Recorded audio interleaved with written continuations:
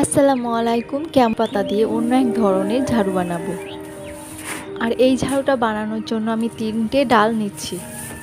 এই পাতাগুলো কিন্তু কাঁচা নয়, রোদে শুকিয়ে নিয়েছিলাম। আগের যে ঝাড়ুটা বানিয়েছিলাম সেটা ডাল থেকে পাতা ছাড়িয়ে চিড়িয়ে নিয়েছিলাম, আর এটা কিন্তু ডাল থেকেই চিড়িয়ে নিচ্ছি। এই ঝাড়ুতে ডাল থেকে পাতা ছাড়ানোর কোনো প্রয়োজন নাই। আমি একটা সেলাই মেশিনের সূচ নিয়েছি, সেই সূচটাতে কিন্তু আমি পাতা চিড়িয়ে নিই, এতে পাতা চিড়ানো খুব ভালো হয়।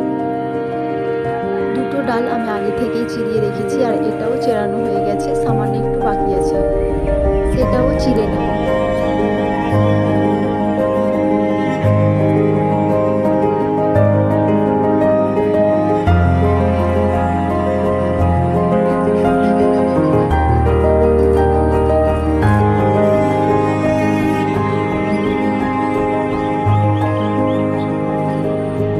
এবার আমি ঝাড়ুর ব্যাগের কভার বানানোর জন্য নিয়েছি একটা ব্যাগ। এটা সাইজ মতো কেটে নেব।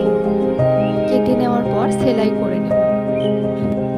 কভারটা সেলাই করার পর আমি উল্টে নিয়েছি, আর এরকমটা হয়েছে। কভারের 3 সাইড সেলাই করে নিয়েছি, আর একটা এবার চিড়িয়ে নেওয়া খেজুরের ডালটাকে বাকি দুটো ডালকেও আমি এইভাবে নিয়ে ডালগুলোকে চিড়িয়ে রেখেছি। কীভাবে আমি চিড়িয়েছি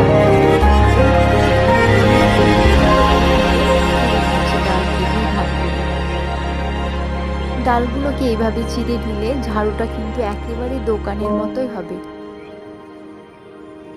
ডালগুলো 2 ভাগ করা হয়ে গেছে বন্ধুরা। তো এবার আমি ডালগুলোকে সাজিয়ে নেব। এইভাবে ডালগুলোকে একটা একটা করে গুছিয়ে নেব। গুছানোটা যাতে সমান হয়, আর ডালগুলো যাতে সমানভাবে কাটা হয়, এতে ঝাড়ুটা সুন্দরও দেখাবে আর ঝাড়ও ভালো হবে। এই ভিডিওটা আপনারা কে কে দেখছেন অবশ্যই কমেন্ট করে জানাবেন, আর আপনাদের কাছে রইল অনুরোধ আমার চ্যানেলটি সাবস্ক্রাইব করার জন্য। পাতাগুলো গুছিয়ে নেওয়া হয়ে গেলে গোড়াটাকে ভালো করে বেঁধে নেব।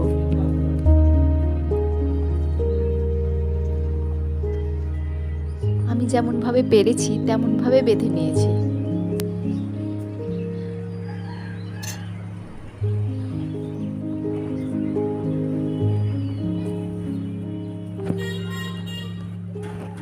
বেঁধে নেওয়ার পর ঝাড়ুটাকে এইভাবে ঝাঁকিয়ে নেব, আর তারপরে সামান্য জায়গা ছেড়ে আবারও দড়িতে বেঁধে নেব।